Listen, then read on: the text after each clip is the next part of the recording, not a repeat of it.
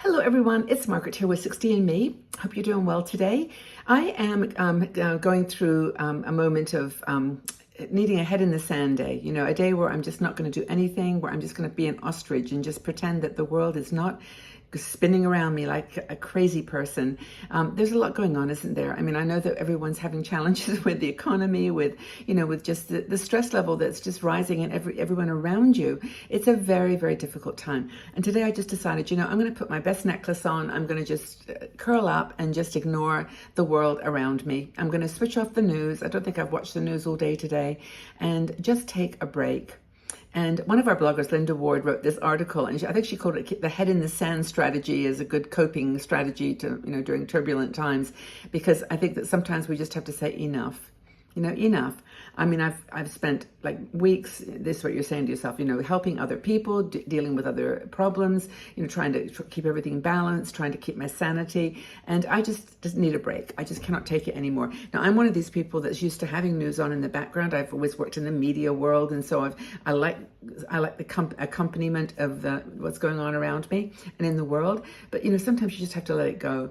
No request to do anything, buy anything, be anywhere. Just be, head in the sand. Just do a couple of things to relax. And I've got some ideas for you. Linda actually put them in her article, which I encourage you to read because it's so important that we surrender sometimes to the reality of the world around us being too much, just too much. Stop watching the news, just switch to other channels. Literally and figuratively. So many people have reached their limit, and today might be the day to stop. So here's some things you can do. First, stop the news feeds. You have permission to watch the news once or twice a day, but you just stop the news feeds, a constant flow of information into your mind that's going to be negative. And it's all sensationalized, or not all, but often it is sensationalized, for the benefit of the channels, and you just need to get the true information. There actually is, a value to helping other people and being kind and generous always, but you've got to do the same for yourself. So switch off the news, seek out good news. And there are some channels, and I want to share them with you because I think that you may not be aware that there are channels like the Good News Network. Huffington Post does one called Good News. There's the Optimist Daily, which I think is kind of fun, and the Good channel. There's also one called the Happy News, and some of them are like localized, things that are happening in your own region, and then others are more global and thematic, and just good people doing good things that will restore your faith in human nature. There's just so much going on that's taking away. So humanity is re-energized by these good stories. Just people being kind and generous with each other. And I mean, I know that there is this thing called compassion overload where you can just get overwhelmed by good stories as well, but it's better to do that, I think, and just get a perspective on what's going on in the world and not just the negativity that the news channels like to feed us. So one thing that Linda talks about is baking banana bread. And I think in her article, there's actually a recipe for banana bread.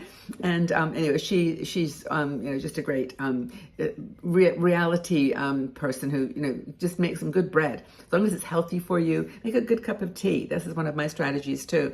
And my tea today, by the way, I'm drinking this tea that I brought back from Bali. I should have the box near me, but it's made out of lemongrass and rose. And I think there's some ashwagandha in it, but it's a very interesting tea. I'm just drinking that today, but I don't know whether you've got one nearby too, but tell me what you're drinking. But cup of tea, banana bread, whatever it takes you to get out of the funk. Other things you can do. Now, I'm going to say meditation, and all of you are going to go, yeah, I know, Margaret, you do meditation, and yeah, I don't do it. But it is a way that you can really get your head mindset switched over to something more positive. Maybe you're more physical, so get out on your bike, go out and ride, walk to the park, find some a train journey or a bus journey or even a car drive that's going to just take you. Don't switch the radio on, just stay in the zone, look at the trees, look at the beautiful scenery, just appreciate the simple things in your life. And that's, I think, the benefit of having this ostrich day is you're not trying to solve anybody's problems or solve the world's problems. You're just there to look at the trees, look at the scenery, relax and absorb the goodness all around you. Walk barefoot. That's another thing that people suggest. Charity shopping. I always go to charity shops when I want to get a perspective on my own abundance. that I have more than I need and I'm able to share. And I just know that sometimes can make you feel good. I mean, doing things that make you feel relevant and happy and wanted are really important. So, volunteering, it's not the same as like worrying about other people and not doing things for others. That can just sometimes be a good way to switch your mind. Reading a good book is also a great escape. And walking the shops, I know that this may not seem to you relaxing, but for me, I like to just look and take mental notes, take some pictures, and think of ideas for articles. And for me, it's related to 60andMe. But there are ways you can do this. She mentions animal videos, and I know they're very cute, and they're on YouTube. And if you just switch over to comedy, I mean, what's his name? Rowan Atkinson's always fun for me. Mr. Bean. I like the British humor. But whatever makes you just for a moment forget the world and be absorbed in something that makes you laugh. She mentions also using pen and paper. Now, I hadn't really thought about this because I'm looking at paper and I've got some notes around me, but I don't write that much except my shopping list, which I do write. That putting pen to paper is actually a very grounding thing to do. It's like, it's a very good practice. It's not so much like typing it out on the computer is just more frenetic, but writing is actually super calming, and you can get a message to a friend that you maybe have never written a letter to, or it's just lovely to get a letter in the post. I don't know, I just think it is, but maybe I'm just I'm making it up as things that personally help me to relax and calm down. But getting a letter is always nice. So putting something to paper, hug a pet. If you've got a pet, they can be your best soulmate and friend during challenging times. They are totally unconditional. They don't mind what you look like, what you're wearing, what you're dressed, nothing about your clothes or your job or what you accomplished that day, what you had for breakfast. No one's judging. They just love you to bits, and so pets are a great distraction. Another thing is to take a nap. Now, I'm not a big napper. I don't like naps. I find they make me more tired, and maybe that's what they should do. But taking a nap in the middle of the day is just pure. It's off the what's the word? Like it's not what you normally do. It's out of the routine.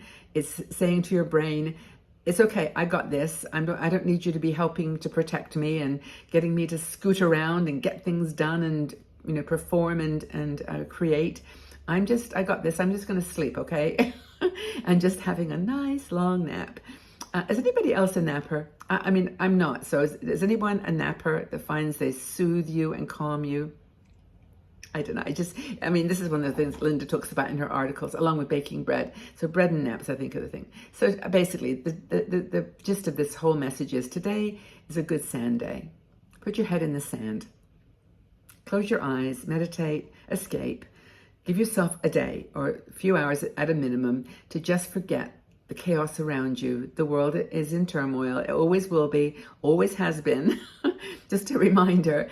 And just really relax and give yourself a break. So, media overload, cut it off. What are you going to do today? Tell me.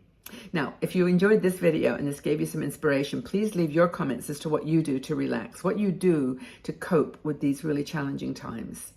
I mean, honestly, we need each other's input here. So just go ahead and leave your thoughts and your suggestions. That would be fantastic. And if you did like the video, please like it. Subscribe to the channel if you haven't already. We've got so many new people joining us, and I'm just so grateful and happy that we're reaching more women now than ever before all around the world.